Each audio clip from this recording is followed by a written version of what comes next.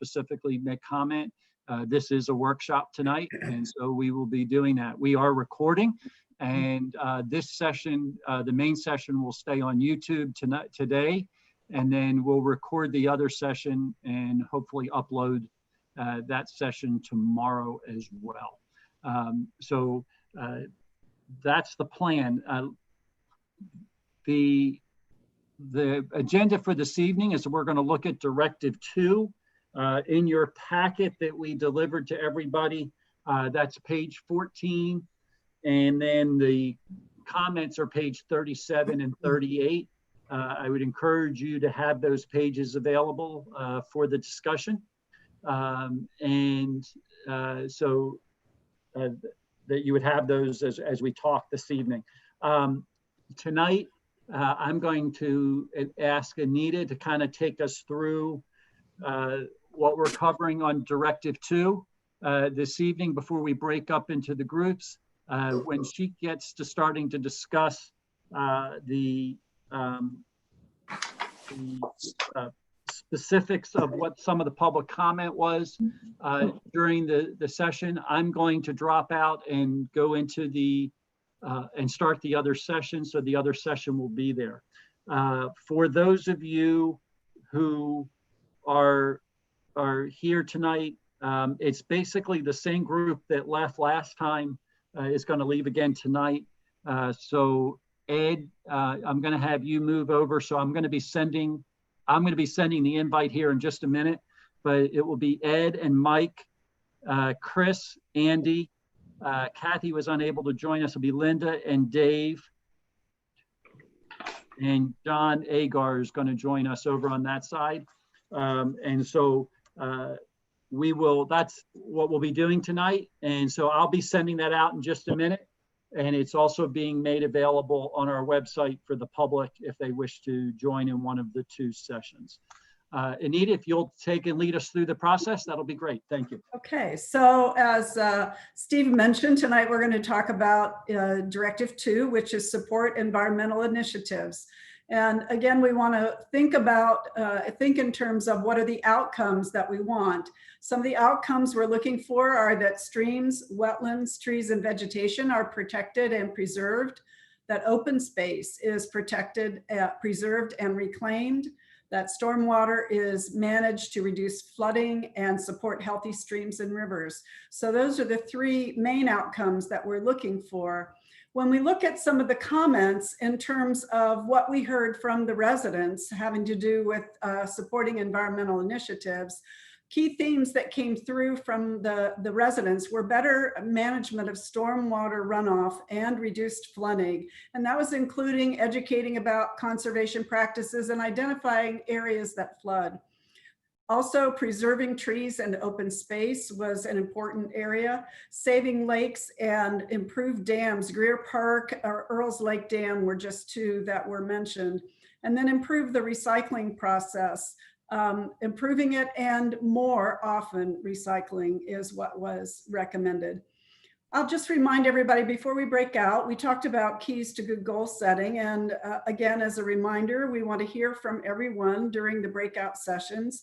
And we're all going to put up our hands because it's sometimes difficult on Zoom to manage the conversation. So if you would just put up your hand when you have something to say, and we'll call on people in the order I see the hands, and appreciate any help if somebody sees a hand and I haven't mentioned it.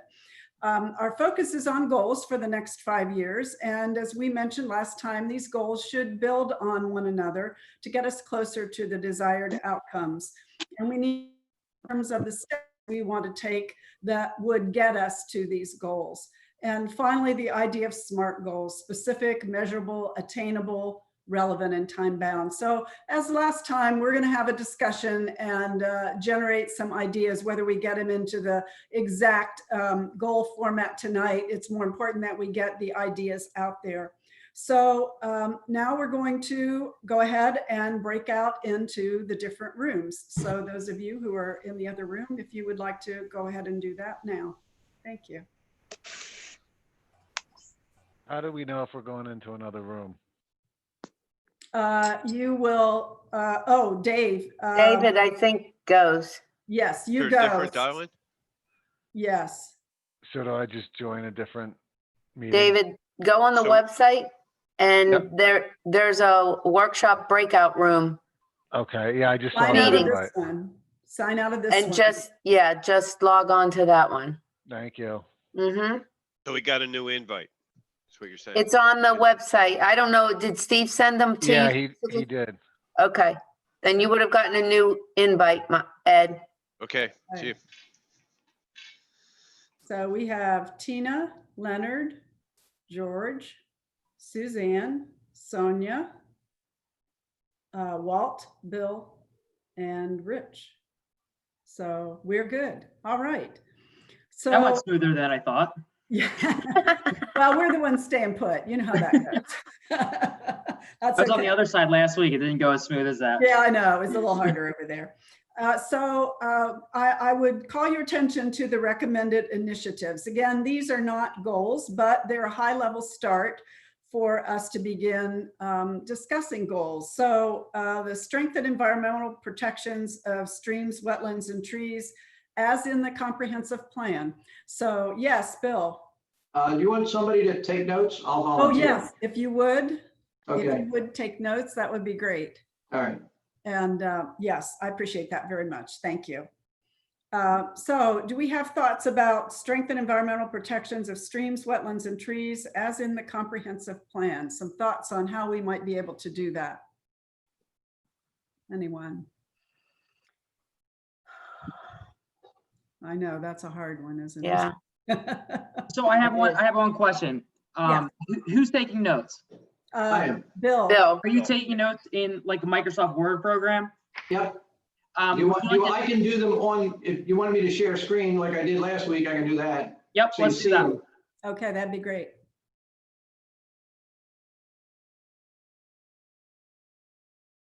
So when we think about these, one of the first things that was identified under recommended initiatives, explore and implement ways to strengthen environmental protections. And so protections of streams, wetlands, and trees. So I'm wondering if there are any thoughts about a first step that we might take to be able to do that. well, So will I the, think that one of the things, sorry, Suzanne, I have Go my ahead. hand up, so I'm first. I think that one of the things, and I think Suzanne was just about to say that right there, is that the one thing that's great is that we have just recently adopted a shade tree ordinance, and I think Yeah. that happened about 2 weeks ago. Oh, okay. So the shade tree ordinance will prohibit individuals from being able to clear cut their land, as we've seen so many times, whether it's a developer and or a private person, after, whatever, but just being able to clear cut the land from that. I think the other thing too is talking with protection of streams and other vegetation is educating individuals about the MS4 program that we have. One of the things that we have to do to qualify or to achieve the goals in the MS4 program is to have, 1,000 trees in 3 years? George, I'm looking at you, right? It's 5, yeah, 1,005, yeah. 1,000 trees in 5 years. It's counterproductive for us to always talk about stormwater management issues while also, taking out vegetation and trees when, that vegetation and those trees will absorb a lot of that water. So educating individuals of that program and really, making it a point that we get that goal accomplished in the next 5 years. All right. What about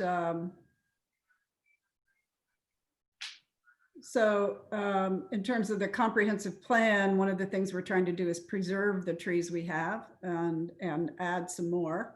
Are there any thoughts about how to preserve some of the trees that we already have? I know George and his team has been doing a great job with the emerald ash borer as best as we possibly could. But I know that the township has put some money aside, and George and his team have been doing a great job with the resources that we have. George, you had your hand up, yes? Yeah. So, and we have been doing a bit with the ash trees. That that's one species of tree that we've been trying to protect as many as we can in the community. Mhm. Again, following up on what Leonard was saying with the tree ordinance, the protection of trees is key to it. And there's discussions about what would be a heritage tree and what are certain kind of trees that would be protected, by the township in a way beyond the way that they were before, because the code always had certain protections, but now there's even more protection. So, again, it's moving in that direction. Mhm. Okay. Any other thoughts about the wetlands, preserving wetlands or other types of vegetation? Any other thoughts with respect to that? Well, Anita, back to the trees, and it's Tina. I'm sorry I just jumped in. That's all right. I just went online because I know that the city of Philadelphia back in May of just this last May, they have a program where they give away trees to encourage people. So maybe there's a partnership that the township or the EAC could, because I think TD Bank was a sponsor. I'm just looking through this quickly. Maybe there's a way to that we can do a tree giveaway or something like that. I know a lot of my neighbors cut down their trees because they're concerned when these storms come. They get nervous about, we just had a big branch fall on our patio. I'm not cutting down all our trees because we had damage. So I think that if people understand that you can cut the trees around your home, the perimeter, but if you can leave more trees on your property, I think it's all about education. But maybe if there's a way we can look at this tree giveaway program, maybe there's some kind of, just to encourage people. Maybe it's a way to encourage people if we can't do that program. And I did see one of the comments that encouraged maybe some of these properties that are already developed on the parking lots. I lost the one. Oh, put trees in pots in the older parking lots. Maybe encourage some of these landowners, these retail, these shopping center owners to maybe do that. I mean, I thought that was a great idea. So that was just my thought. Good. No, all good thoughts. Yes, Suzanne. In reference to Tina's idea about the tree giveaway, I think that is a great idea. Maybe that can be partnered with the business association, and certain businesses may sponsor that. So many. I think too, so talking about the protection of wetlands. So right now the township has, and I just interjected, so I apologize if someone had. That's all right. We aren't talking over each other. I know right now the township's going through the Greer Park master plan, excuse me. One of the things that's important with Greer Park is that the wetlands line has continued to kind of move up. So there's more, what used to be more area that you could play in, that wetland line is now moving up. So more and more of that park is becoming more of a wetland area. And part of that master plan is looking at the environmental impacts or the unique environmental situation that we have in that park. So I think, but again, and Sonia and Tina and everyone else who was with me last week is going to get annoyed that I really feel like the big phrase here is education. Is again educating people on what it is that one of the comments, for instance, is talking about save the dam and all that stuff. Well, that might not actually be the most. Environmentalists will tell you standing water is not what you want. You should never have large quantities of standing water. That in itself is not an environmentally safe thing to do. So again, it just comes down to how we get the message out there that we are actually starting to do some of that. And just one other thing too, just to add, I don't know if this is even relevant to bring up, but because it came up a couple of times in the comments, the township does not control Earls Lake whatsoever. That's the Green Country Condominium Association. Ah, yes. So that's we have no control over that. Yeah, that's a whole different thing. Yeah, Sonia.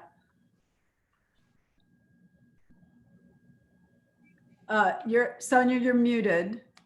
Unmute yourself. Yes. Okay. We're having trouble hearing you. It might be your headphone. There you are. Yes. There you go. Yes, you can hear me now. Yes. So the one thought I had from last week, we kept talking about education. Now it's coming up again. I think we want to drive everybody to the website, right? Because there's stuff that they can find on the website, and we can't emphasize enough, check it out on the website. And maybe there's ways that we can reinforce that message over and over again. Like even in, you know, when you get your tax bill or a notice from the township of any kind, the envelope, does it carry our website on it? Does it have a message? Don't forget to check out the website. Lots of questions, you know, little phrases just to remind people that there's a website that has a host of information. If you just take a minute, a lot of your questions might be answered there. Done. So like with every mailing, I guess is what I'm trying to say, from the township or any one of the township departments should have a reference to the website. Okay. Any other thoughts about trees or strengthening protections for streams? Or shall we go on to the next, which is identify opportunities and take actions to preserve and reclaim open space and to create greenway connections. So that expected outcome is open spaces preserved and reclaimed. So what are some steps you think we could take to move in that direction? Thoughts from anyone?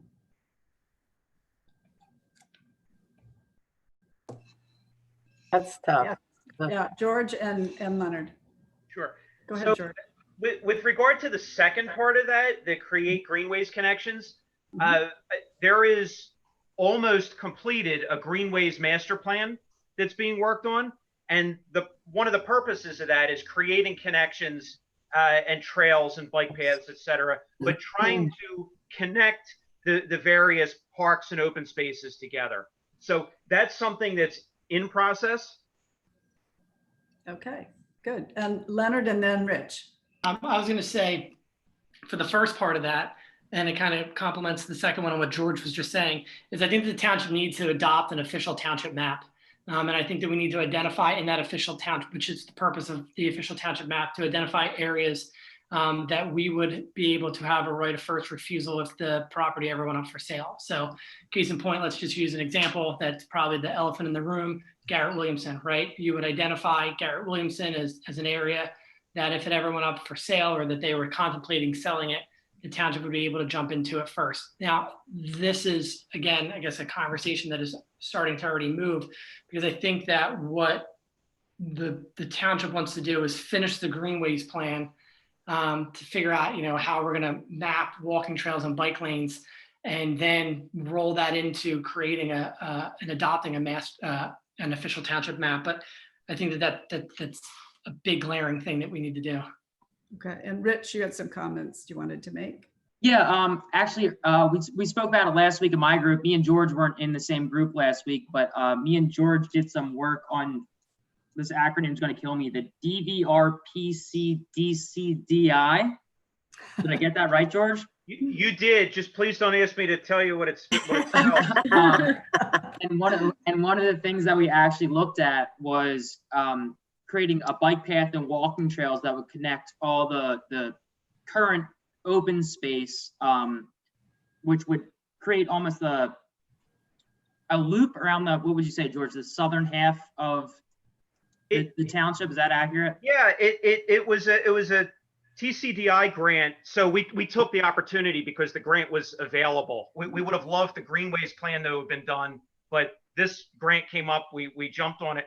It essentially created a loop around the center of town so that you could bypass the intersection of Westchester Pike and 252 with walking and bicycling. Okay. Okay, good. Any other opportunities to preserve or reclaim open space? And trees are part of that. Yeah. Any other Well, thoughts? we have the Yes. property now on Sawmill in 252. Yes, So that can be a nice little pocket park. yes. Sonia, yes.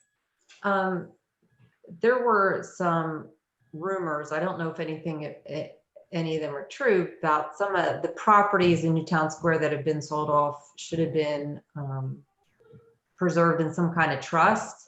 So I think it would be beneficial for the township to look at what easements or deeds that they have and make sure that they are accurate and they were properly recorded, so that there's no question as to what might remain open space or what easements the township might have and so forth. And that would be a protection for any future development. Okay. Any other thoughts about reclaiming open space or creating greenway connections? We had some good discussion on that, I think. How about review concerns for flooding and stormwater in and around each neighborhood and determine best ways to address concerns? This is into that expected outcome of stormwater is managed to maintain a sustainable community by reducing flooding and supporting healthy streams and rivers. What thoughts does anybody have about stormwater management and controlling flooding and some of those concerns? Yes, Tina. I think that starts kind of with this traffic map that we talked about in our group, and I think we presented that last week with regard to the congestion. I know that George and Eileen Nelson, who was our township engineer, they had all these complaints. So, and I know that Eileen has got a lot of these already marked on the plan, and through Leonard's advocacy, we are looking at 2 neighborhoods right now that are affected by that. So I think what needs to happen is, I think the neighborhoods need to be tracked, and just a running, which George and I'm sure Eileen do that currently, of where our problem areas are. You know, a lot of the times it's hard to be preemptive in this kind of thing to prevent this. I think it has to do with when construction begins, and it's just being diligent to make sure that, you know, I know that Eileen and the plans that are submitted to stormwater management are under the DEP guidelines.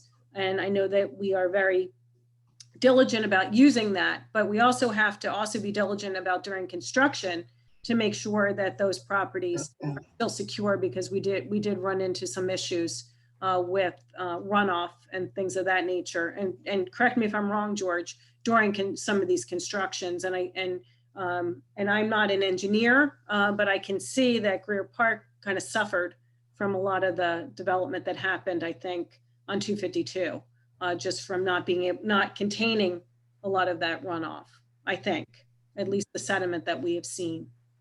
So I think and to answer, I don't know if I got to a point. I think what has to happen is it's just got to be mapping and just kind of staying on top of these things. And if there is an ongoing basis, then to do investigations. Yeah. So. Yes, Leonard, and then Sonia.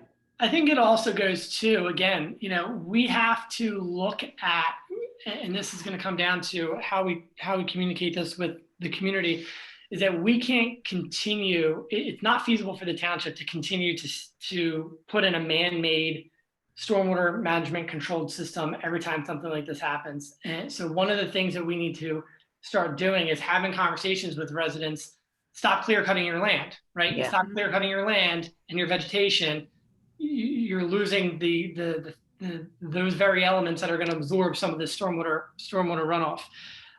So I think that, you know, that's key. The other one, which, you know, Tina touched on, would help a lot, is dedicating some of these roads that just allow stormwater to just sheet flow off every direction.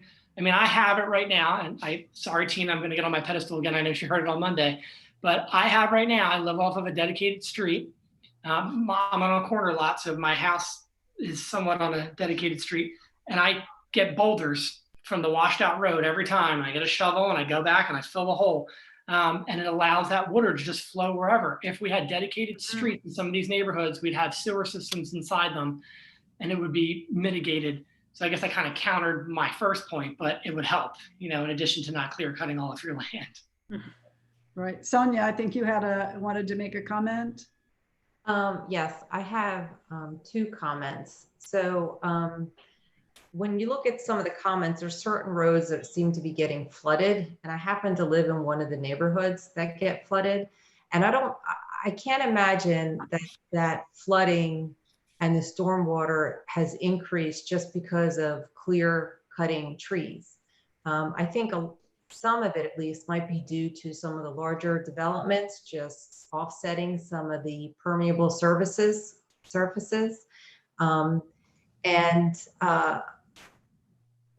I think, with some of these developments, I understand that they have to come with plans and explain how the stormwater is going to be managed, how much is going to be displaced.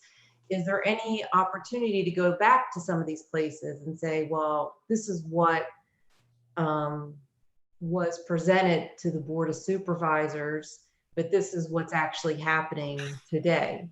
And then the other comment I had is there are ways to make some of our streets permeable again and bring down the water underneath the streets and not off into some of the housing or into the land. So it may not be feasible. I don't know how much it costs. It may not be feasible to redo all of our roads that way, but maybe some of the larger parking lots that might be township owned, when they need to be redone, maybe looking into something like that. And those surfaces might be able to drain water away as soon as it hits the surface rather than move it over into a gutter and down into sewers. Okay. Other comments? Any other comments about this whole idea of stormwater management and flooding in neighborhoods and so forth? Anything else to add? Okay. Then we also have one here, develop means to protect and replace trees along roadways and in neighborhoods. We've talked some about trees, but what thoughts does anybody have about tree replacement along roads or in neighborhoods?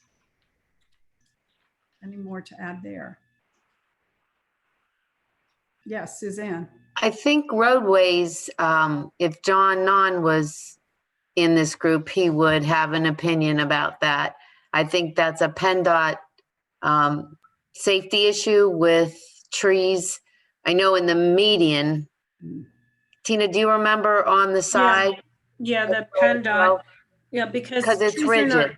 Right, they're rigid, and but I think what and Suzanne's correct, and that's why we had the trees in the median, unfortunately, couldn't remain. We can put other vegetation in there, Right. And I think I mean, we're talking about trees, but I think we can also encourage other kinds of plantings and rain gardens. When you have when there are sidewalks, and then when you've got the curb and you've got some grass area and then you've got the sidewalk. I don't know that we have a lot of that in Newtown Township. I know growing up in Springfield, that's the way everybody's streets were. And in those greenway things, sometimes people don't take care of the grass, so you could kind of landscape that kind of a thing. But I think there's other things we can look at, investigate and look if there's a way to do something like that. But it depends on where the trees are, and it depends on visibility. But yeah, I think a tree canopy is great on a street. It does soften it, and it is beautiful. It's just got some challenges at times, but I don't know how you encourage that. I guess with this tree giveaway, back to this tree giveaway, maybe. It's just a thought. And again, we have so many different neighborhoods, so it's kind of hard to kind of, what works in one neighborhood might not work in another. I think though we can encourage developers to create tree canopies instead of these little rinky-dink little trees that they put in sometimes. I encourage encourage maybe when they come in for land development that we want to see a landscaping plan from a streetscape. I mean, that's kind of the things that Leonard and I ask for when these larger developments come in. We want to feel what it feels like when you're walking along the sidewalk. George, I think you wanted to make a comment. Yeah, just following up on what Tina was saying. Again, a tree commission is part of what comes out of the tree ordinance.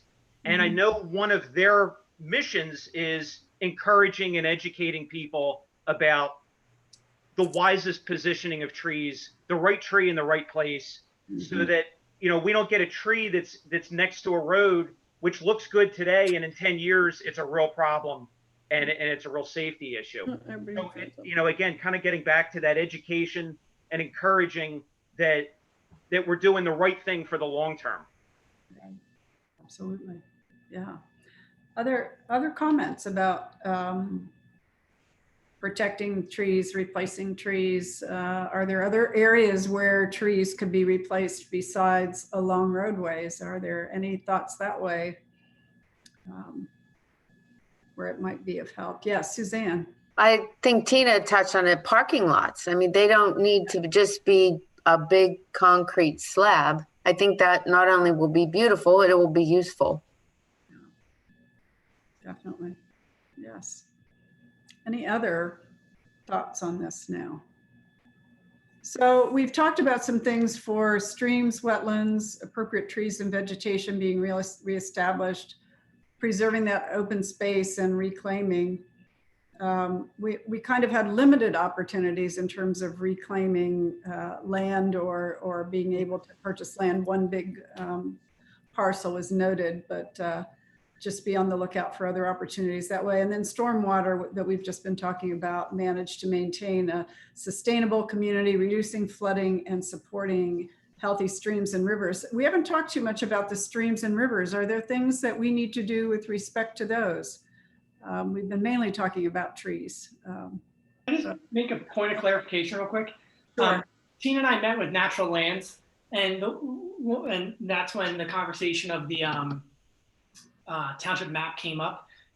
The one thing that was interesting, this very minuscule clarification, but you know, I referenced Garrett Williamson, but they actually said that you don't really need this. The official map would not, for any of these parcels, most likely identify the entire parcel. So if there's 200 acres up there, it wouldn't identify the full 200 acres because they understand, one, municipalities don't have unlimited resources, and two, you know, it would just be a lot of land for a municipality to kind of control. So they actually recommend slivers. And again, that's why it's important to have the Greenways plan completed, because that will be able to drive us in a better direction of, okay, well, do we need land to make sure this connects here and that connects there? So I just wanted to, again, very minuscule, but I just wanted to do a clarification on that. No, that's a good point of connecting what open space you have in whatever way is possible, and thinking in terms of that kind of planning. Sure. Other comments, other concerns or additional ideas we should add to any of this that we haven't discussed yet?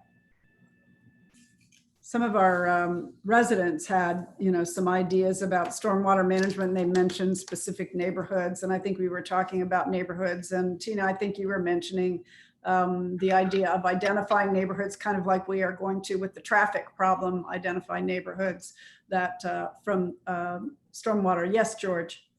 Yeah, so, and something, it was batting around in my mind as we were doing the stormwater discussion. Currently right now, and again, we've got the MS4 plan that the engineer, you know, works on, but from a complaint and issue standpoint, the stormwater concerns have really ratcheted up over the last 2 or 3 years. And I think we need to look at a new way or a slightly different way of coordinating our efforts in addressing them, because, you know, right now we kind of address it complaint based, and sometimes it's the code department that gets the complaint. Sometimes, a lot of the time, it's the public works department. Folks are going directly to the supervisors, and then it's coming back through that way. I don't have the answer for what that coordination is, but we need to be looking at stormwater issues and flooding issues in a whole comprehensive manner, and not just piecemeal the way it kind of currently is. Has there been any look at what is do we have a feel for what the source and reasons for some of the flooding is, if it's occurred? I heard mention some of the development perhaps.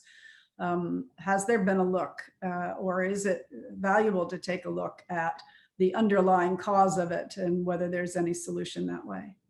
Well, and I think that's part of the discussion is that, you know, you get flooding in areas, you have not gotten flooding in before that there hasn't been major work done. And you're also getting flooding in areas that has had work done. And that's why there is no silver bullet as to this is why we're having flooding in all these areas. Some of them are neighborhoods that are 30, 40 years old. Nothing's happened. You know, you might have a tree here that comes down and a tree there that gets planted, but you know, they're getting flooding.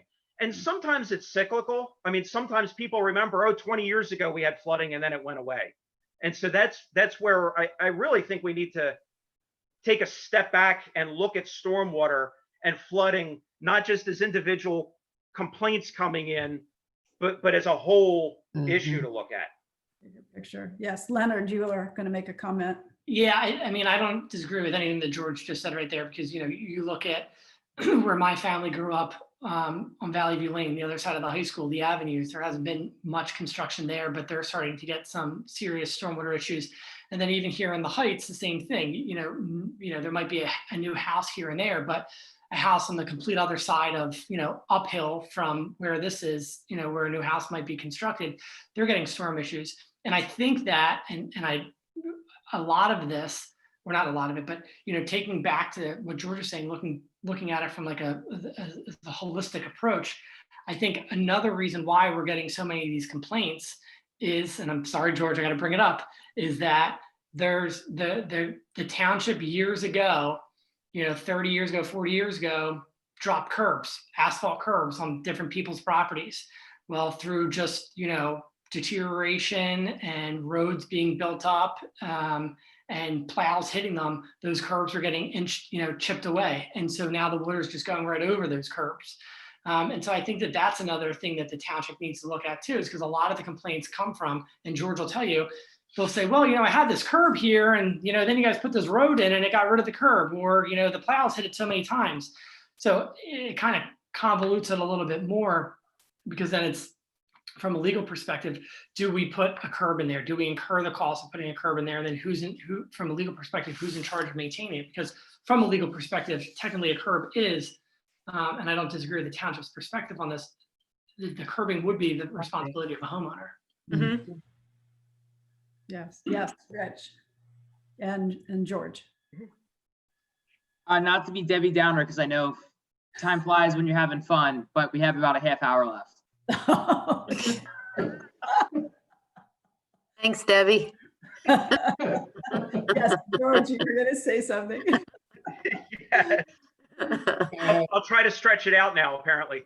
Part of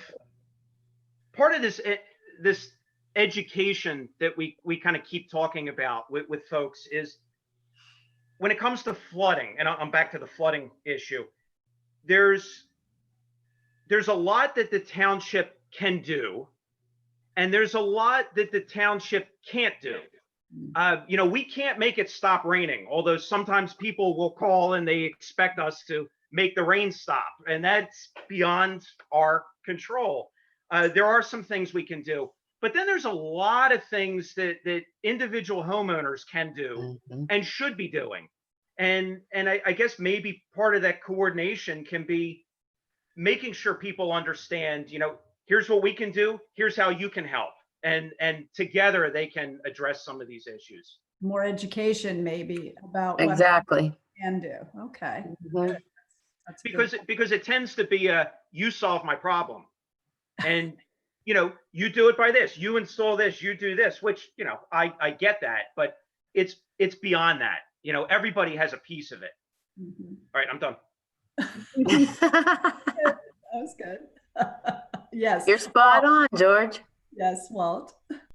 George, as you know, there's obviously several neighborhoods that are, you know, chronic problems and probably worse than others. Would it be of any benefit, and again, it would probably come back to Public Works to do it, to have one or two people on standby so that, all right, you know, tomorrow afternoon, we're supposed to get 2 to 4 inches of rain, where you could actually have a person there during the heavy rain to visually see where the water runoff is coming from. Because a lot of times we see it after the event's already occurred. And it might be beneficial in some of those areas to try and determine during the event to see, what property, what curb is causing, the flooding issues. Yeah, George, you wanted to say something? Go ahead. Yeah, and Walt, you're spot on. And so- Generally, it's Harry and I, and we get soaked almost all the time that it rains because we do go out and try to catch. When we know there's a complaint, we try to go witness it when we know that there's going to be a rain. Okay. And so we do that. But again, it's to the best of our ability. Right. And that coordination maybe needs to be a little beyond us. But I think you're right on. And although we try to do that every time there's a rain that we know is coming, and we're able to solve at least where some of the problems are coming from during it, we should try to do more. Sonia, you had a comment you wanted to make? Yes, I was going to offer that I'm pretty confident that any of these homeowners that are complaining about the water runoff and the surge in the flooding probably has photographs. So you can even ask for photographs because, like I said, in the neighborhood that I'm in, my parents have been here since 1977, and I can tell you our road has become a river in the last few years with the amount of water coming down off of someplace, we're not sure, but it's increased so significantly. It's just incredible. There's no other word for it. And I do think that this has to be a broader discussion, like George said, that addressing individual concerns isn't going to really solve the bigger problem. And it's got to be a conversation with a lot of the stakeholders, not just the homeowners. And I don't mean to suggest that we should be pointing fingers at anybody. I'm just saying it has to be a discussion, and there's got to be a creative, solution to this. And again, I can only go by my own experience, but like I've seen some development around my neighborhood, and they've been expanding, for example, the elementary school, Culbertson. So now we've already got a runoff problem. We're looking at the expansion of the school, which is necessary because now we have more residents, but there has to be something to offset that. And I think it has to be, again, communicated to the residents and the township citizens, but there has to be something that's more apparent that the issue is being addressed. Yes. Comment when you're finished. Well, Sonia, to Culbertson and Leonard can speak better about that because he was on school board when they were designing that. When that was approved by the supervisors, that expansion, there was significant conversation about all that runoff that was happening. I live off of Goshen Road. And so I know what you're experiencing. I walk up over there. So I understand that. But it was taken into consideration, and the school district, Leonard, you can correct me if I'm wrong, they went and they made sure that not to any increase in fact, mitigate anything that was existing, because Culbertson was built in 1954, I think it was.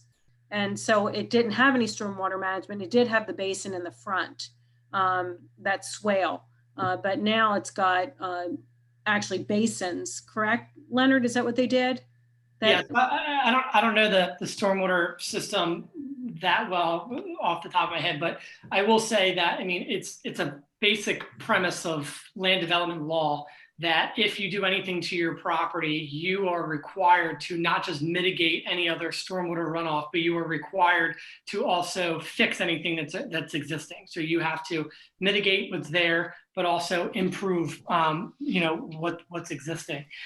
With the school, I will tell you that they went through a lot to identify what the issues were. If it was in fact the school's issues, it is pretty conclusive that it was none of the stormwater issues were from the school.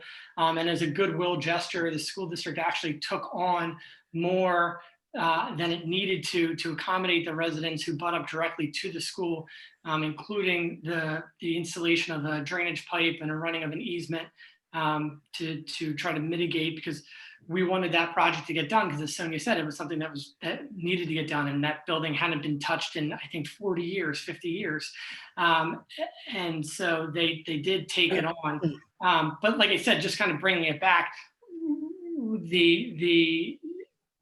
it is a basic tenet that when you do anything in terms of construction or land development, you are required by law to not just mitigate the potential runoff, but also to improve the area. So perfect example, the the athletic fields at the high school, there's absolutely zero stormwater management system whatsoever. So theoretically, Dunwoody gets washed out every single time. So by having the new fields in there, there's gonna be a state-of-the-art stormwater system that will now mitigate that damage, or excuse me, control that stormwater, as opposed to just letting it run off wherever it wants to go. Yeah, Sonia, I think you had a comment, and then Rich. Yeah, so I'm not trying to make this about my road. I was just using that just as an example about the expansion of the school. I'm not, and again, I'm not trying to point fingers at anybody, but when you have these issues and you see the development across the township occurring, you can't help but wonder what is happening at the Board of Supervisors level, for example, that these plans are getting approved. And so we're talking about stormwater management.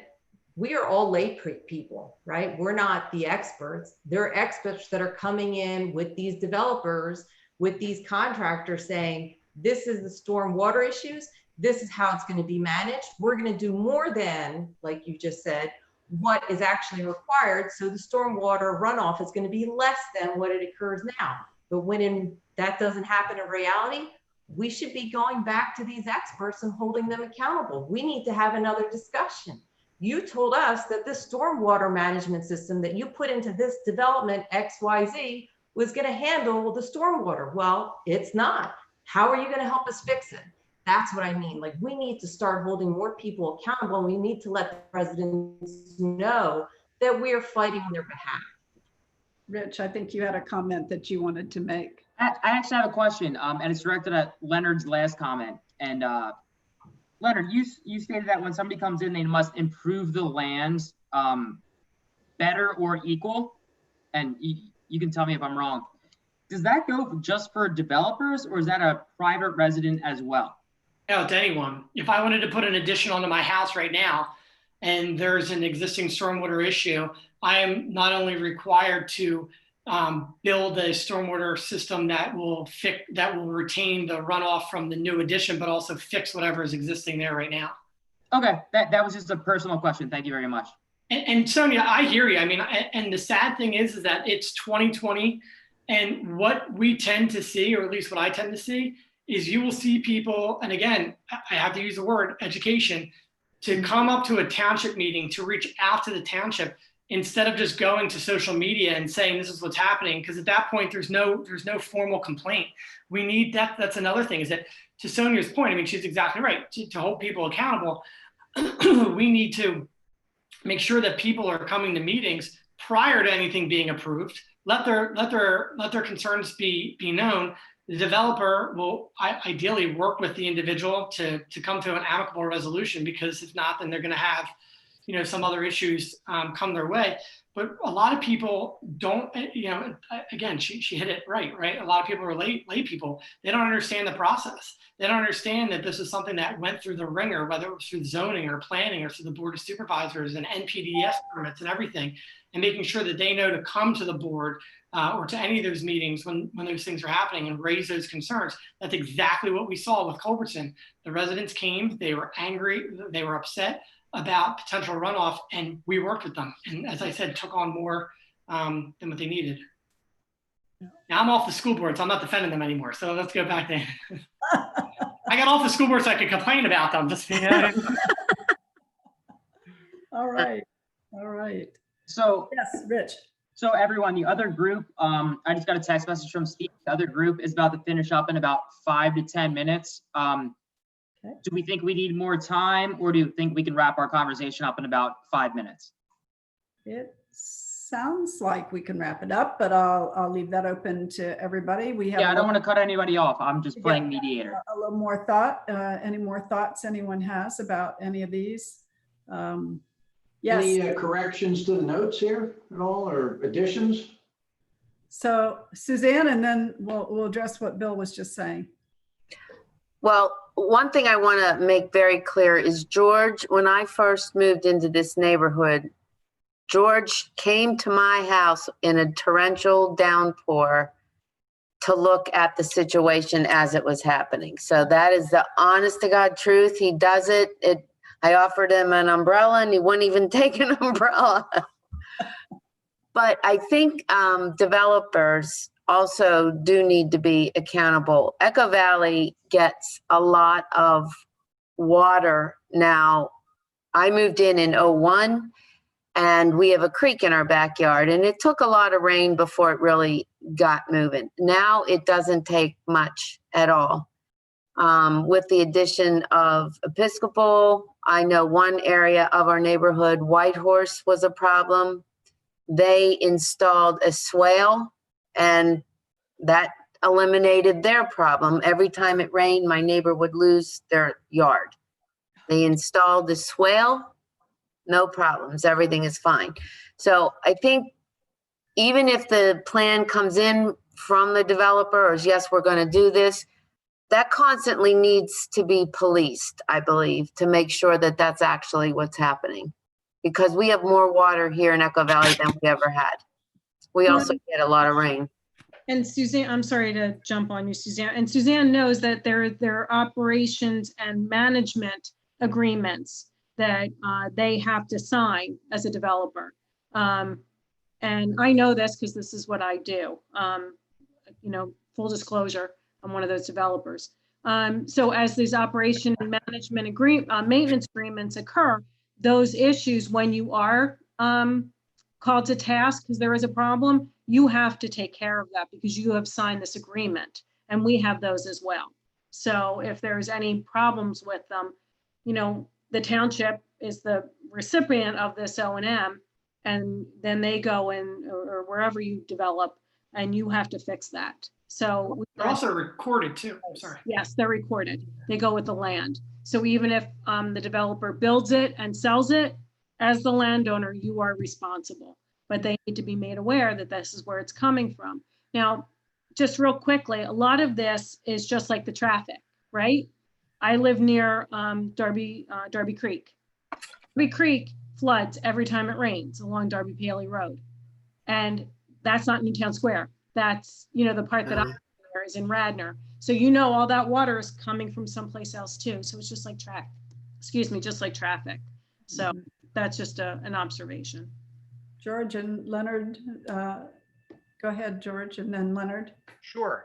Just as a reminder of when talking about stormwater and flooding, of the breadth of the issue, I have two park areas that I almost cannot even cut with a lawnmower anymore.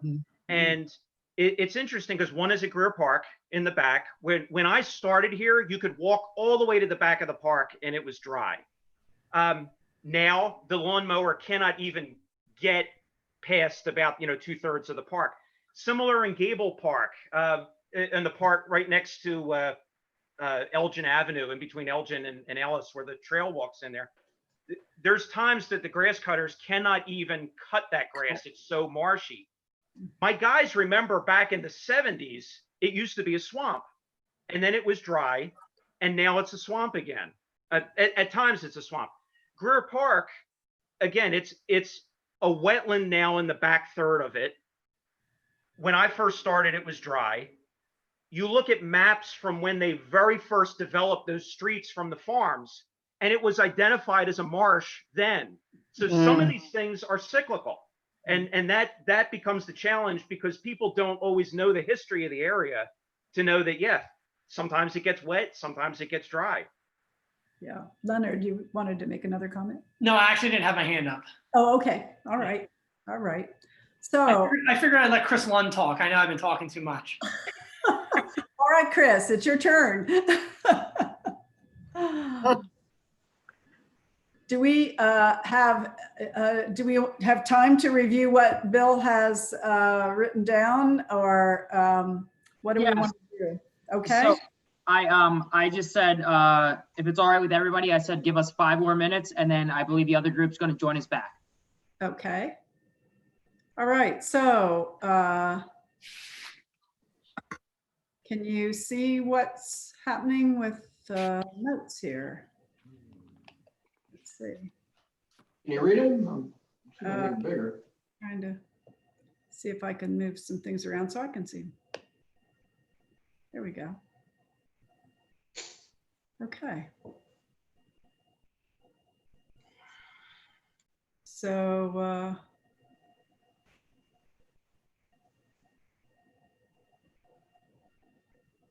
my observation compared to last week, and maybe it's a different kind of discussion we're having here. It's tougher to, but last week we were talking about specific committees and things like that as sort of step ones. These step ones are a little more random discussion, good discussion, but a little more random, kind of goes a lot of different directions.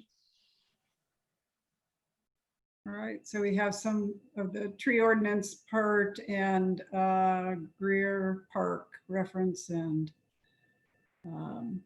education, the education part, and then open space, greenways, and the fact that we want to preserve what we can, and Sawmill being able to be a pocket park, and flooding in certain neighborhoods and the concerns there, and tree replacement, and some of it's PennDOT issue.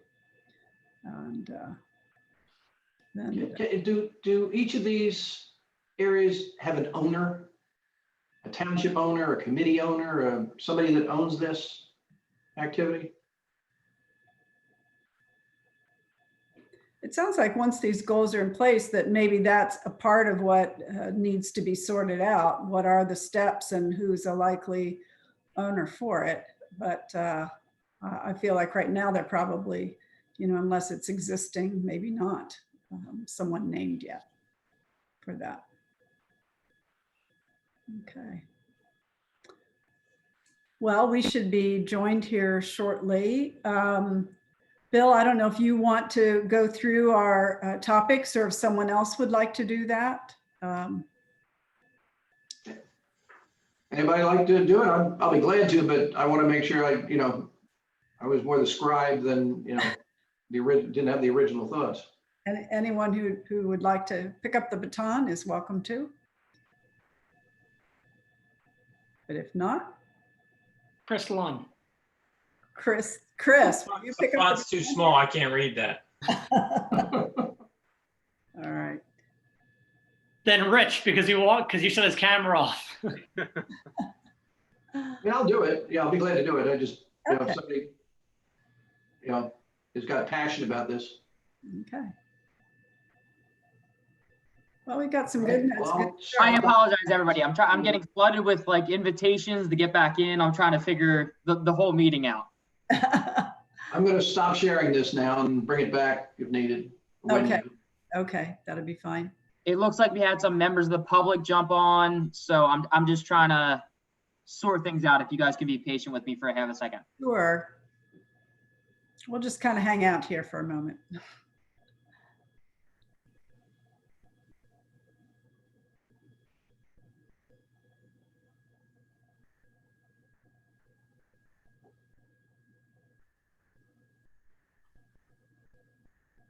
What is happening here?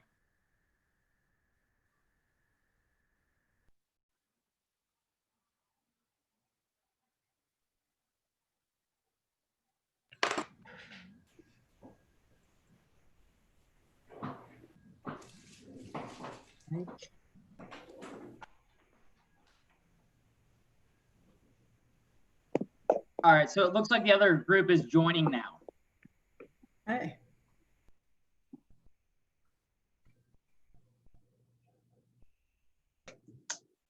Mike.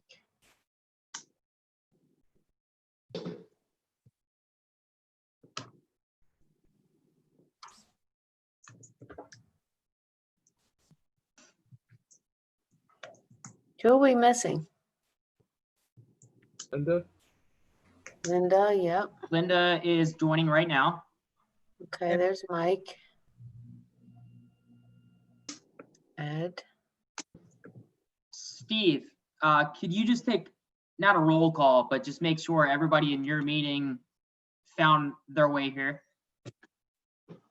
And of course, I as don't soon know as how I else to- remember everybody was in my Yeah, I meeting, was right? gonna, I can't, there's so many people, I can't, between this week and last week, I'm a little confused right now. Well, sometimes with everybody up, it's like the Brady Bunch all here, and we're just, Yeah. What's that?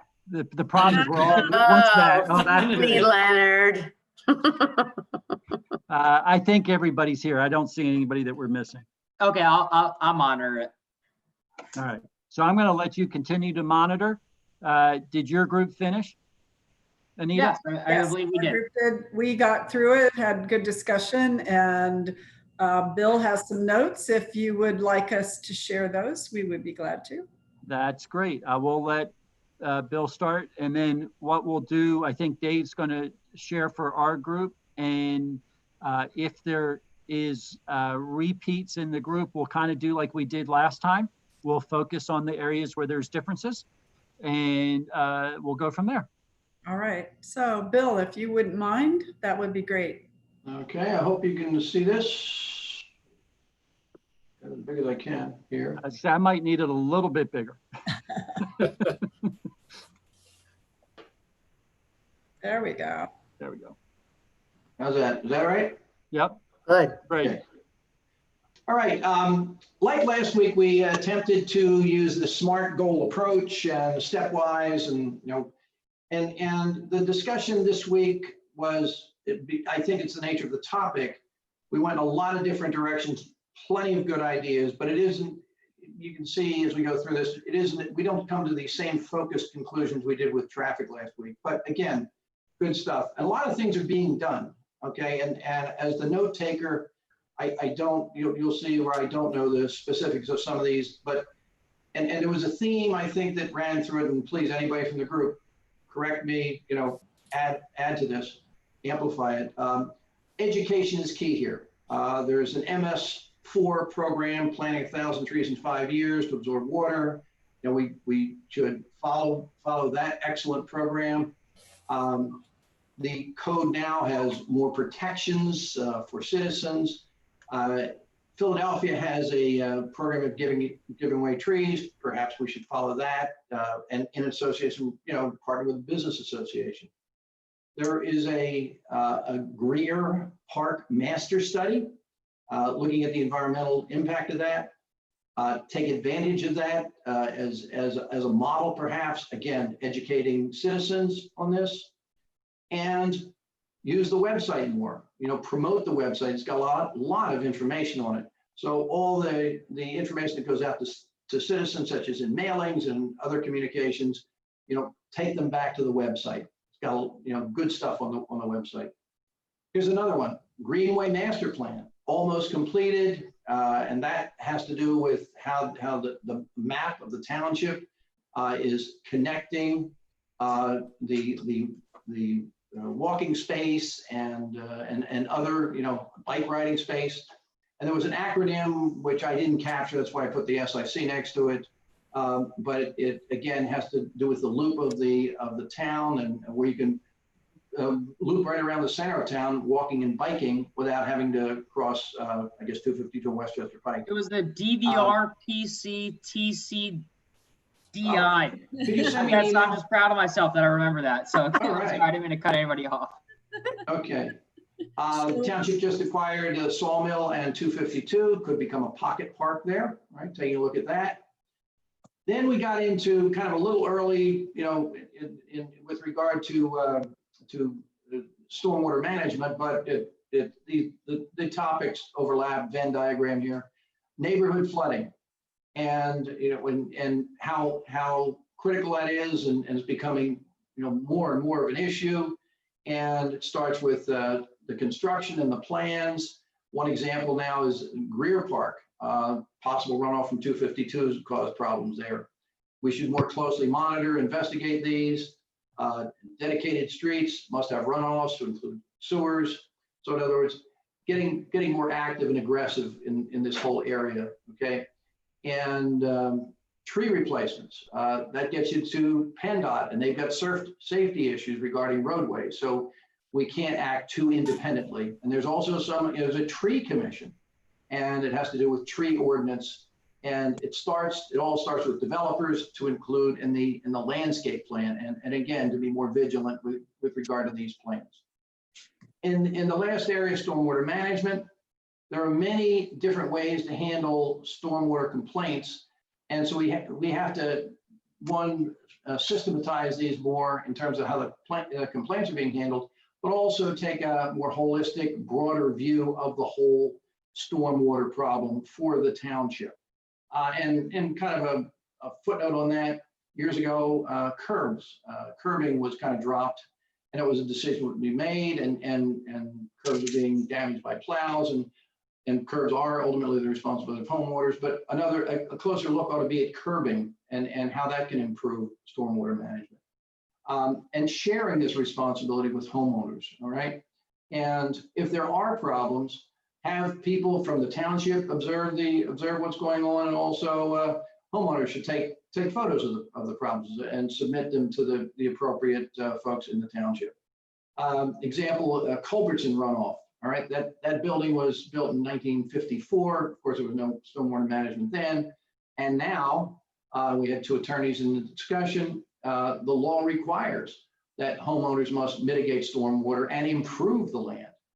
And then it got to what should the Board of Supervisors be doing regarding stormwater management, and take maybe a stronger view, make developers more accountable, and educate the stakeholders. All right. And there was finally the Gable and Greer Park example was used, and that right now we're in a cycle where it's wetland condition, but previously had been dried. So the whole stormwater management and flooding does run through cycles, even across Newtown Township. All right, that's kind of a summary of what we talked about. Great. Thanks for that. Great. Dave, we'll let you do the same, share your screen. And So our notes are a little more brief, and I don't know if that's good or bad. We discussed the streams, wetlands, trees, and vegetation, and came up with these 4 subgroups with regards to the environmental protection overlay, looking at the buffer zones with the floodplains and the steep slopes needing to be protected. There was discussion regarding the land development through utilizing the 100-year floodplain. And if any of the other subcommittee members think I'm leaving anything out or speaking incorrectly, I was busy taking notes, so feel free to speak up. The Environmental Advisory Committee, I believe that is a suggestion to address where maybe we could have an opportunity to pull back on areas that were encroached upon. And then the last item in this group was to really focus on enacting and enforcing the recently passed shade tree ordinance.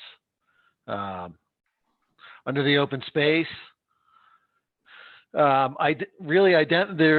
identifying what is defined as open space and possibly adopting an official map, and also potentially giving the township the right of first refusal if there was a desire to acquire some additional open space, and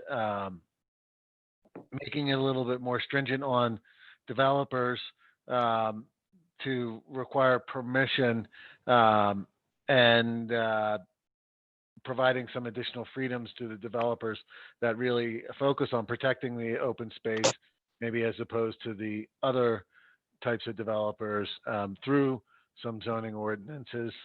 And I guess this ties back to prioritizing funding to acquire and not only acquire but maintain open space. And then we discussed the concept of encouraging private property owners, conservation, open space and conservation easements. And the last one was the transfer or the development rights to the environmentally friendly developers.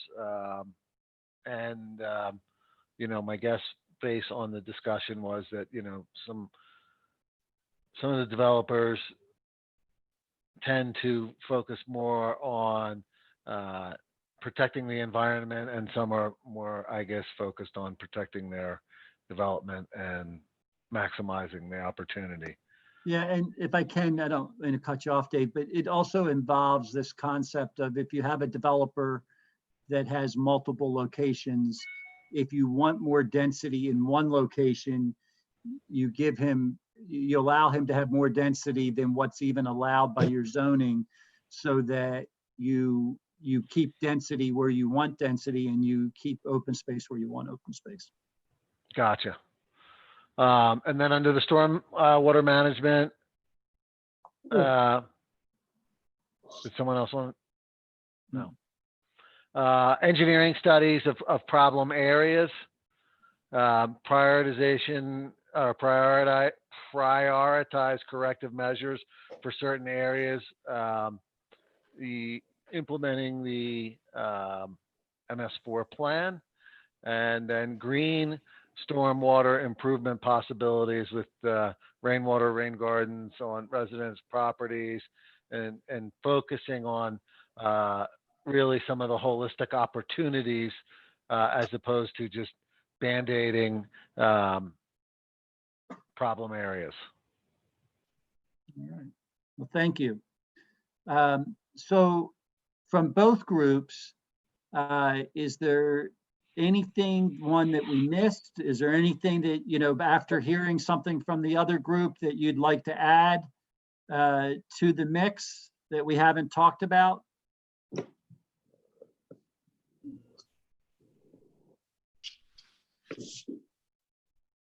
I'm not seeing any hands raised, but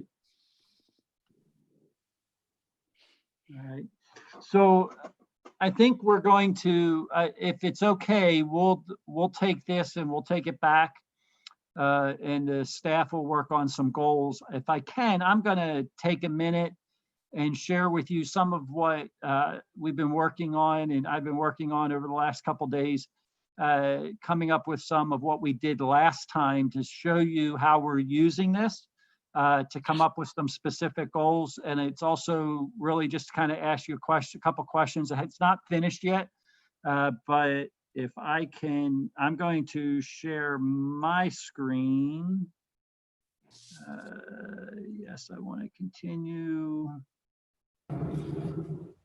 And so we had talked about last time the concept of a 12-member committee, 8 members from the public, 2 board members, the public works director and the police representative. And we would have that committee set by the end of 2020. And the committee would serve for 5 years. And the thing that I did put on here, it wasn't something we necessarily had talked about, was this idea that if it went beyond the 5 years, would we want it to be a rotating committee on the public side of that? And so that's in there as a possibility. From a staff point, we also talked about what about this idea? One of the things that came out, and I think Sonia may have brought it up, was that the group would also focus with this PennDOT and deal with the flow through traffic. And so maybe we weren't sure if it shouldn't have a subcommittee within it. And if we were going to create a subcommittee, do we need to add some members and some people who are, some traffic expert type people, maybe even require one of the public members to be somebody who actually commutes from one side of town to the other, who's actually facing that, maybe bringing in the traffic officer who's watching the traffic on a day-to-day basis and knows when we really do. I mean, most of us would say we know when the peak time is, but we know when we experience it, but we don't see it through the whole shift and what it looks like. And so, potentially, do we add a few more people who would be defined in that way? And so that's one of those things that I think we need to kind of think through. And if the answer is no, we'll just take it out and it's not a big deal. The committee, go ahead. Did somebody say something? No, okay. The committee, we talked about dividing the township into neighborhoods.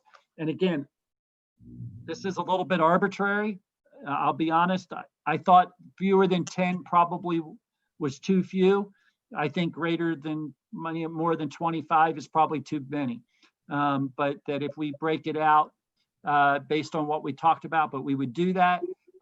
We talked about this idea of keeping neighborhoods reasonably homogeneous, and then also probably not having neighborhoods on either side of, like having the same neighborhood on either side of Route 3. I think they experience different kinds of things based on what is near them. And the same thing true with 252. And then we would then go through the process of ranking them and developing the strategy and all of those things. I did give an example that they wouldn't necessarily have to be contiguous, in that if you think about Whitehorse and those of you who've been up that way, Whitehorse and Hunt Valley, they're very similar neighborhoods. Even though they're two very distinct neighborhoods, their impact is very similar. And so you might put those two together as a neighborhood block, just as they are. And I thought of some others that we might look at in that way. And then went on down and looked at the concept that we talked about, that we would prioritize, and then we would look at the stop sign and pavement markings. I know we had talked about doing that kind of upfront. There is a cost to that, so we need to at least budget for it and try to figure out what that looks like. And George is looking at what it costs per stop sign to do that. And so we can kind of get an idea. And then we talked about ranking the neighborhoods and doing this education. We talked about a study, and I have the NRAD system here. I think it's actually not the right term, Chief. You may tell me what the right term is there. And then we went on and talked about traffic calming. By the end of we would review the traffic calming procedure today, policy today, by the end of 2020 from the staff perspective, and be ready to present it to the traffic committee. They would be able to review it by the end of February and have it to the board. And it would be finalized hopefully at the first meeting of the board in March of 2021.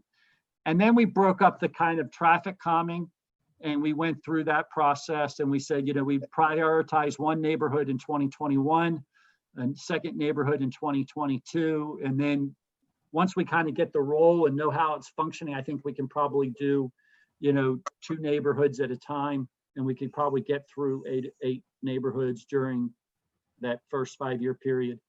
And then finally, after the completion, you got to know that you've done something, that it's made a difference. So we looked at this concept of doing a survey. And again, the numbers here are some of what I'm hoping to get some feedback from the group from, was this idea is, what is our expectation for satisfaction? I'd like to say everybody's satisfied. Those of you who are on the politics side and trying to get elected, that that's not possible. If you can make 100% of the people happy, you've probably done something, that's just really very unusual. So what is the level of satisfaction that we'd be willing to accept? And I think our goal, the number that I threw out was 75. Maybe it should be 80. Maybe it should be 70. I don't know, but that was a number I picked, and we can talk about that. And then finally, what is the point if we have what's the low spot? What if our satisfaction is less than this number? Shouldn't we go back and relook at what we've done and see if we need to come back and do something different? So that's what we were talking about, specifically related to the traffic calming and within the neighborhoods piece. I've started working on the others, but it's not finalized. So I'm going to ask for any feedback on these so that we can make sure that we're on the right page.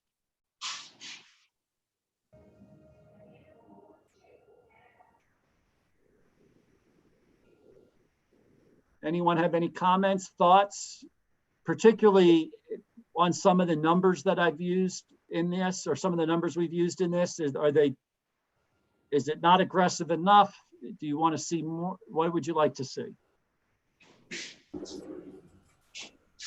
And does it cover what we think we would talked about related to traffic calming at the last meeting? Are we missing anything?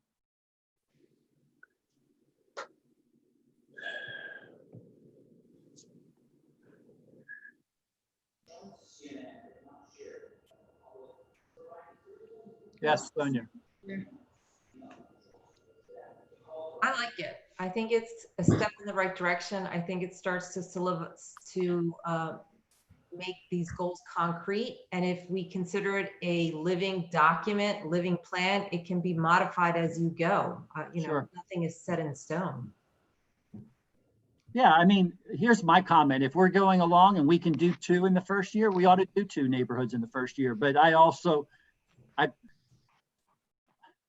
I'm a little aware of where we are because of the COVID issues, and it's reminding me that, we may be a little short financially next year. So I'm trying to make it so it's reasonable that we can actually accomplish what we're after. Anyone else? I think the key here, go ahead, Tina. I just have a question, Steve. Yep. When we say about the survey after it's completed, are we doing a survey before we start this? I know that was part of the conversation. Yeah. The survey, the neighborhoods to find out, or the people who were impacted. So I was just curious if we're doing one before. I actually thought about it as I was finishing up that section, and I thought, we probably ought to consider doing a survey before as well, just to kind of know what's the change.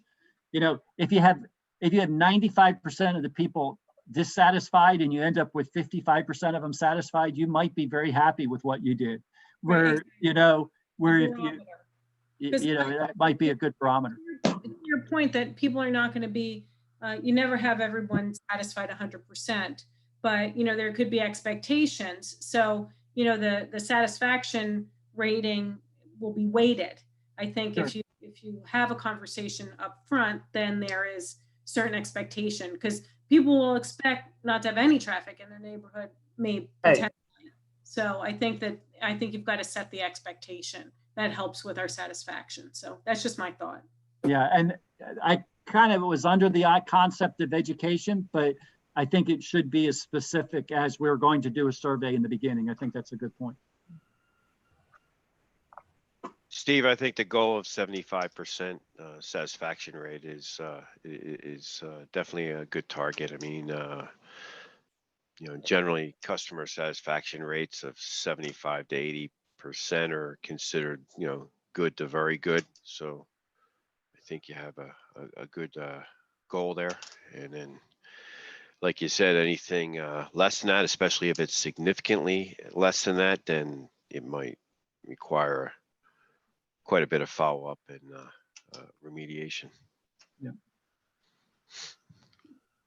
I mean, we may know going in, a neighborhood, if the only way they're going to be satisfied is if they say that we're never going to allow traffic from the outside to drive through their neighborhood, that may never happen. Because there are people who believe that only people who live off of Troop Farm Road in those little cul-de-sacs should be allowed to drive down Troop Farm Road. And that wasn't the intent when the Troop Farm Road was put in. So, you may never meet the full piece of it, but at least if we have education, as said, we understand what the issues are going forward, we'll at least be able to move and have an idea. But thank you for that feedback. Any other feedback related to these goals specifically? And we'll keep working on them and get them out to everybody for review, and we'll look at them again. Okay. All right. Yep. Well, again, thank you. I'm not going to keep us tonight, and so we've kept it to about an hour and a half, which is great. About an hour and a half, which is great. And you achieved your bonus, Steve. Oh, that's great. And so we're going to reminder that we're going to be again on Monday night and next Wednesday. So I'm going to kind of wait till we're kind of near that time. Has there been any problem with me sending out the invite as late as I'm sending it out? I think it works out better because that way it's fresh. Yeah. Doesn't get lost. Everybody can find, yeah, everybody can find it. That's the problem. Yep, Yeah. that's what I was hoping. So I'll do the same thing again for Monday night. Thank you all for joining us, and hopefully we'll have some more goals for you specifically from the first session and then also tonight to discuss at the next one, as well as discussing Directive 3. Right. And so I would encourage you to look over those before the meeting, and we'll be ready to go. Thanks. Have a good night. Thank you all. Thanks. Thank you. All right. Thanks. Night, guys. Night. Good night. Good night.